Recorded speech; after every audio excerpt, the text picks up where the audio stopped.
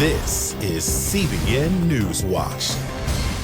And thank you so much for joining us. I'm Ephraim Graham. Ahead today on the show, the focus on Florence as the monster hurricane bears down on the East Coast. We're going to look at where it's going to land and its potential impact.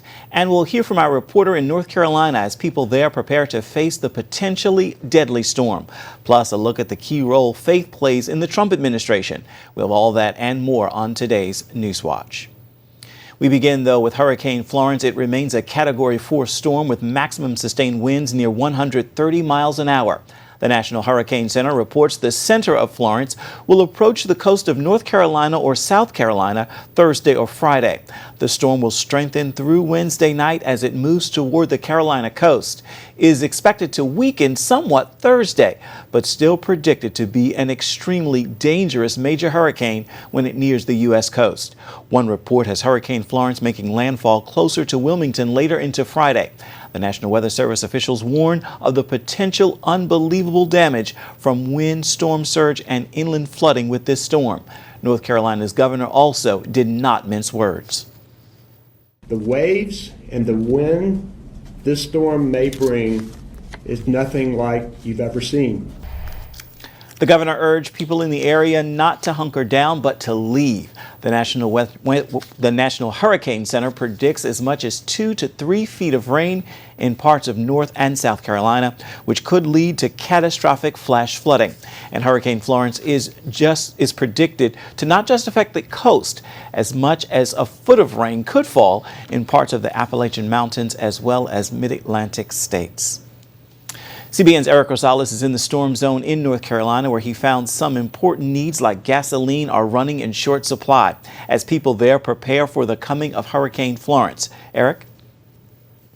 We're just outside of Durham, North Carolina, and a number of commuters who are heading out of town are finding this. Gas stations are simply running out of gas or are low. We did see a steady stream of people as we made our way from Washington, D.C. out to the Carolinas as they are continuing to make their way and heeding the warning about this historic storm that is going to pound the Carolinas.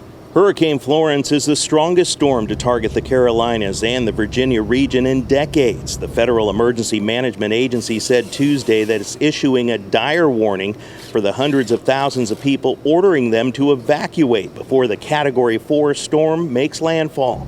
The storm is likely to stall over North Carolina, bringing days of rain. Many are relying on their faith. Oh, yeah, I trust him. He always has us, and I'm sure he's going to keep us throughout this. My grandma's been praying, and she's been calling from New Jersey, and so the kids are prepared. We're prepared, yeah. My photographer Mario Gonzalez and I will be here riding out the storm. We'll continue to bring you updates. You can also go to cbnnews.com for the latest updates. Reporting from North Carolina, Eric Rosales, CBN News. And joining us now by Skype is Joe Bastardi. He is the chief forecaster for Weather Bell Analytics. So, Joe, where do you think Florence is headed as we speak? Well, I think it's going to be very close to this position we've had near Cape Fear. And what I think is going to happen, by the way, is while it may weaken a little bit tomorrow afternoon, tomorrow night, that's where I think it's going to reach its maximum intensity, 25 to 50 miles offshore before it weakens trying to come onshore. That's over the Gulf Stream. I think that's when the storm is probably going to be strongest. The slowing of the movement of the storm, though, will cause water to upwell and cool so it starts cutting the feed out from under the storm.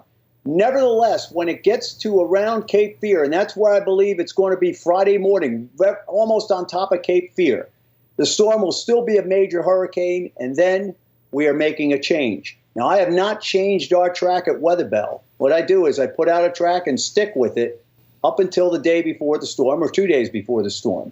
We believe our track to Cape Fear, which is what we've always had, is still correct. But after Cape Fear, different story, folks. A new blocking high pressure system takes over, and I believe that it will be strong enough to drive the storm down the coast, a very unusual path, unprecedented this close to the coast. We've seen storms like, for instance, the Yankee storm in 1935 started near Bermuda and wound up hitting near Miami. But this one is going to come 25, 50 miles offshore, down the South Carolina coast, may get as far south as Savannah before it finally turns in, and it is going to turn in eventually. So we believe the second part of this storm is now different. And that means that the coast from Cape Lookout all the way through, of course, around Cape Fear is going to be devastated. And then the areas from Cape Fear all the way down to Charleston, perhaps even Savannah, will have to deal with 1 to 2, perhaps 3 days of hurricane conditions on the coast with excessive rain. We may see 3 to 4 foot rain amounts in southeast North Carolina around the Wilmington, Cape Fear area out of this storm because it's going to stall in there for 24 to 36 hours. I cannot overemphasize the idea that folks within 50 miles of the coast, and especially on the coast, just get out of there, because this is not going to be a fast-moving hurricane. This is not going to be like Hugo was a very bad hurricane, probably more intense than this one will be when it's around Charleston, but it moved. This thing is going to be moving very, very, very slowly and raking the coast. And if you're trapped in those areas, who can come to get you? And so, as a matter of common sense and wisdom, you play it safe rather than sorry with this situation. But this is as nasty a situation as I've seen in the Carolinas. I said it before, I'll say it again. For some of these areas, this is going to be their Harvey and Katrina, where this thing stalls out and just keeps pounding away. Is it possible that at any point Florence could still become a Category 5, even if temporarily? Yes, I think it could briefly touch that. But I want to address something that I'm seeing now. Folks, look, if you follow Weather Bell 3 weeks ago, August 23rd, said, look out, we're going to get a 3-week spurt in the tropics where everything was going to go crazy, and then it'll just disappear again. You could see it coming, right? But we see people coming out of the woodwork with all this climate change stuff right now. Now, let me ask you this question. How come this storm, where it is, isn't as strong as Gloria? When Gloria was there, Gloria was already down to 919 millibars in there. And that was in 1985 when the water was cooler, right? So all this false attribution and propaganda stuff takes away from the main aspect.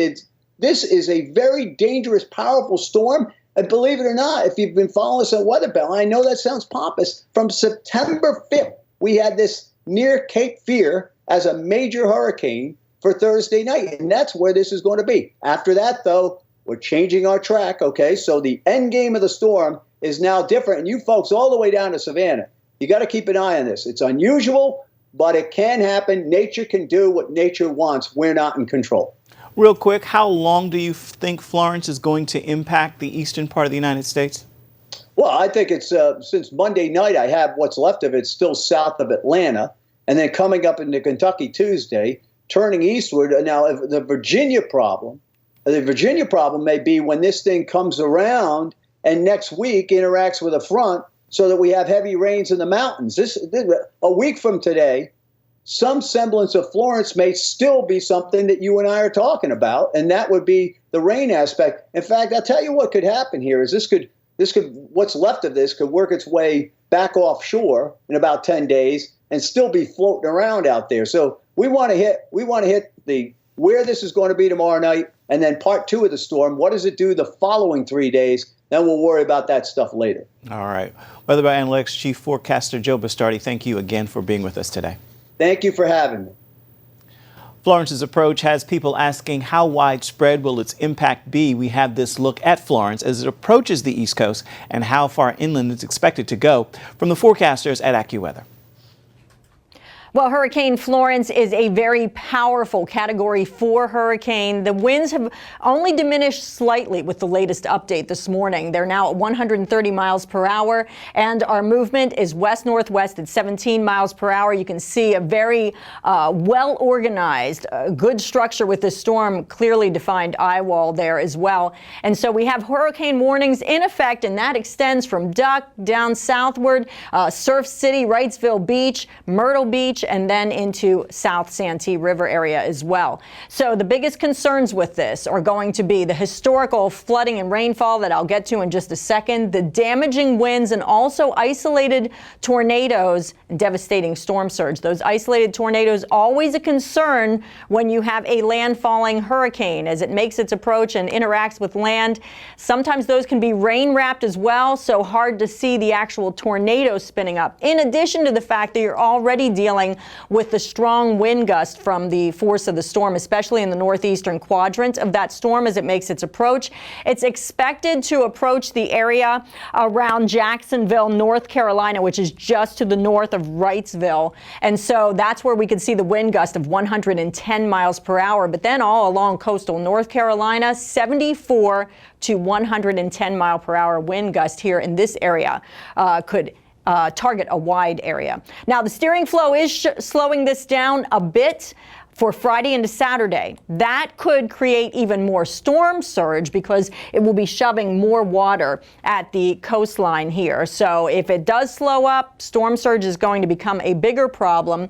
And also it's expected to make landfall as a major hurricane. Our track here showing it as a Category 3. Still, we're thinking Friday late or Friday night into the start of the weekend. Notice how it kind of meanders here off the coast. And then once it does come on shore, it is slow moving. It goes down to a tropical storm and then a tropical rainstorm here, and still Sunday and Monday sitting here over parts of the southeast. So we could be dealing with historical, catastrophic rainfall, especially in coastal parts of North Carolina, but really all across Virginia, North Carolina, and into South Carolina as well. All right, here now is a look at some of the other major headlines we're following for you today inside the CBN Newsroom. The threat of terrorism has grown since 9/11. That is according to members of a U.S. government commission that investigated the September 11th attacks. They say violent extremism has spread substantially since 2001, despite costly U.S. military action overseas. But current U.S. officials are offering a more positive assessment. Secretary of State Mike Pompeo said in a statement, as the efforts to eradicate terrorism continue, the U.S. is making great strides. Americans are rejecting the idea that President Donald Trump did anything criminal with Russia during the 2016 presidential election. A Gallup poll shows only 29% of respondents believe the president acted illegally during the election. 35% say he did not do anything seriously wrong. Meanwhile, small business is booming. That is according to the National Federation of Independent Businesses. Small business optimism has jumped to a record high in August. This comes as President Trump has pushed for tax cuts and deregulation efforts. The result, more sales, hiring, and investments. The Optimism for Small Business Index broke the previous record set during the second year of Ronald Reagan's presidency. For more on these stories and others throughout the day, you can always visit cbnnews.com. Coming up, you don't hear much about it in the major media, but faith plays a key role in the Trump White House. And we're going to bring you an interview with a member of the president's cabinet who's talking about how faith is making a positive difference in the administration. We've got the story next. Given all the headlines about the Trump administration, many of them negative, you don't often hear about the strong faith within the cabinet. But the White House has a Bible study that we've told you about here at CBN News, and it is still going strong, according to one of its members, Energy Secretary Rick Perry. Our Jenna Browder talked with him about how faith makes a positive difference. If you'll bow your heads, I'll do the prayer. Faith on display at the highest level. Oh God, our Father. This recent cabinet meeting with Secretary of State Mike Pompeo leading in prayer. And it's not just here, but for the cameras. There are a number of men and women on the cabinet who have Bible study every Wednesday morning.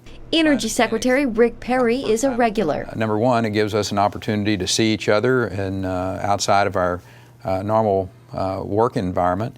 But it's also sending a message that this administration bases its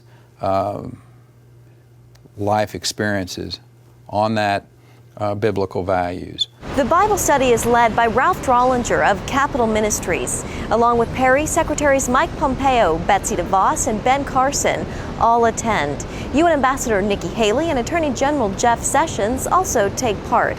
And Vice President Pence goes when he can, and each week President Trump gets a copy of Drollinger's teaching. I really admire the president. Perry gives Trump a lot of credit for his leadership. Well, starts at the top from the standpoint of this is a president that's not afraid to stand up and say, hey, I'm not perfect, but I know the guy that is perfect, and I'm trying to follow those instructions. And that's a really good place to start from my perspective. When it comes to the naysayers, Perry poses this question. I always ask people who are, sometimes critical when I was the governor of Texas about, actions that we might have taken. And I said, I try to be instructed biblically. And which one of the 10 Commandments do you not like? It's one that's hard to answer. Help us to maintain the honor. And when you see the fruits of their labor. All of which we ask in the name of our great friend and master of men. Amen. Equally hard to criticize. In Washington, Jenna Browder, CBN News.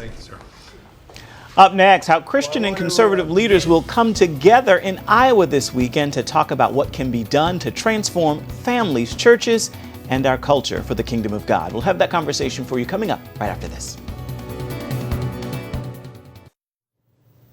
Christian and conservative national leaders are headed to Des Moines, Iowa this weekend for a special event. It is called the Family Leadership Summit, now in its 7th year.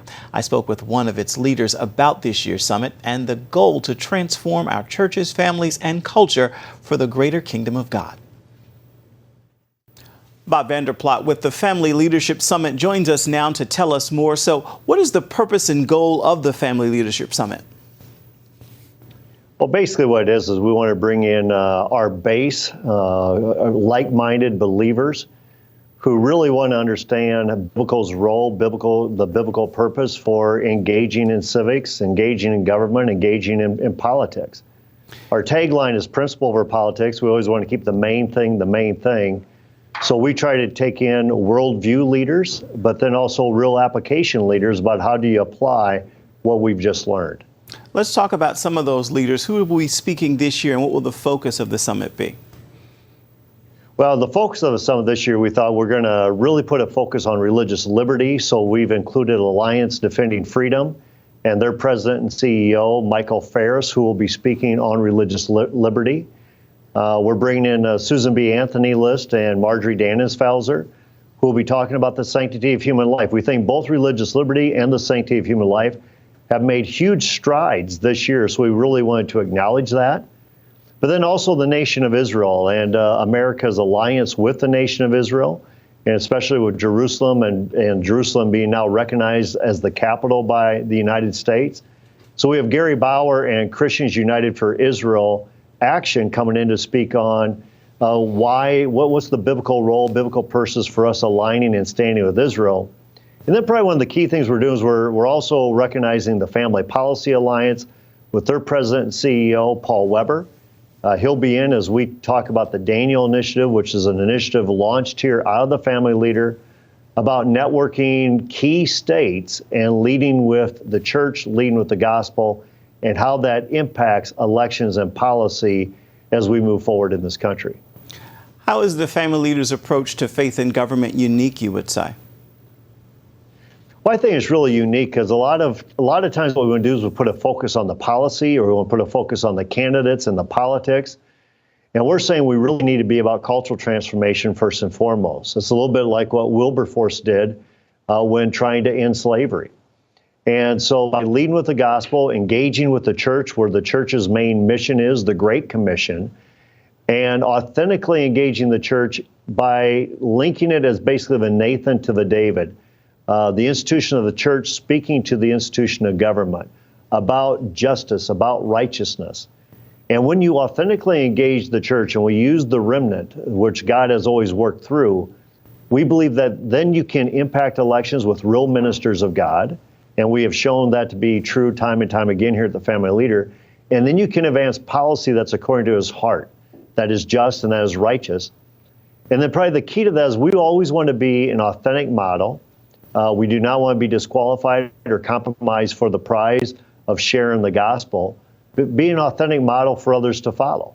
And we've really been favored as we've launched this initiative, and we've been favored with a lot of results in the past because of it. What would you say the impact of the summit has been on the body of Christ? Well, I think the summit has, first of all, been encouraging. And the first encouragement is they look around and they see hundreds of others. And they see, we're not alone. It's not just me, or it's not just my church, but it's It's my neighbor. It's somebody in the next community or the next county. It's other churches coming together. What they're going to see at this particular summit, they're going to see states like Ohio, Minnesota, Wisconsin, Indiana, Pennsylvania, Florida, New Hampshire, all being around us as well, saying, no, this model really works and we're here together. We're standing as a remnant. And that's why when we honor a guy like Senator Chuck Grassley, or we recognize as a speaker Governor Kim Reynolds in the state of Iowa, two leaders out of Iowa who hold key positions, not just in the state, but across the country, they get a chance to see that too. We're not just alone, but we also have ambassadors speaking for us in the institution of government. Bob Vander Plat with the Family Leadership Summit. Thank you so much for your time. Thank you. Really appreciate it, Ephraim. And stay with us. We'll have more of CBN News Watch. It's coming up right after this. It is right now time for your Wednesday word, and today's word is perspective. Get this, change your perspective and you change your situation. All of life's cares are small when pictured next to a great big God. We must work to never lose sight of that truth. And when we do, we can find undeniable peace even at the center of a life storm. With that word, I strongly encourage you to make this a wonderful Wednesday. And that will do it for this edition of CBN News Watch. Remember, you can always find more of our exclusive coverage of the issues you care most about at cbnnews.com. And we would love to hear what you think about the stories you've seen here today. You can do that by emailing newswatch@cbn.com. And you can also talk to us on Facebook, Twitter, and Instagram. Hope you will indeed make this a wonderful Wednesday. Thank you so much for your time, and we'll see you right back here tomorrow. Remember, the news continues 24/7 at cbnnews.com. Goodbye, everybody, and God bless.